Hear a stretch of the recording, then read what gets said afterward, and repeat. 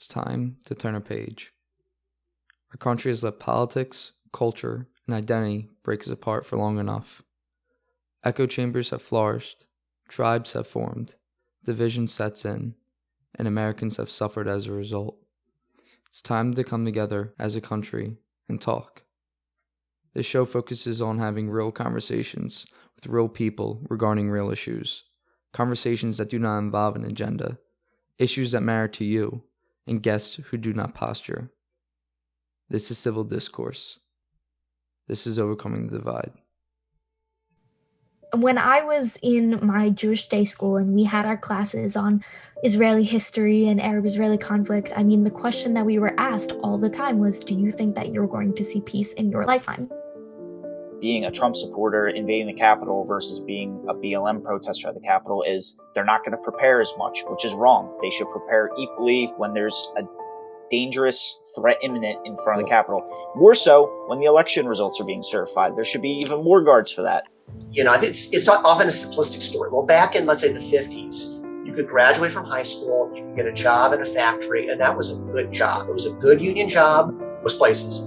And you could own a home, you could raise a family, you could have one bread earner family, you could have the car, you could send your kids to college, you could go on vacation, you could have whatever. It allowed you to have the American dream, and that's gone now.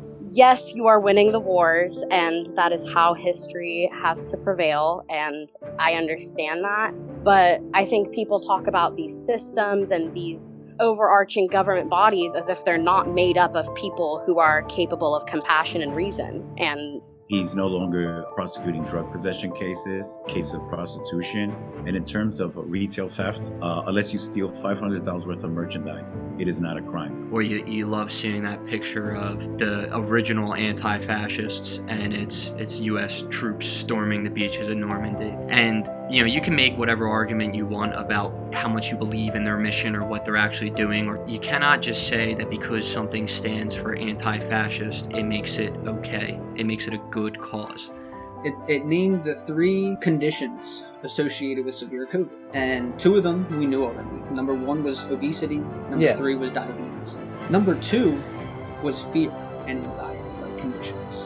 And what has the media been doing since the start of this? Putting on the deaths like the freaking stock market. I watched an expert get on the news early on and compare going outside to standing in front of a firing squad.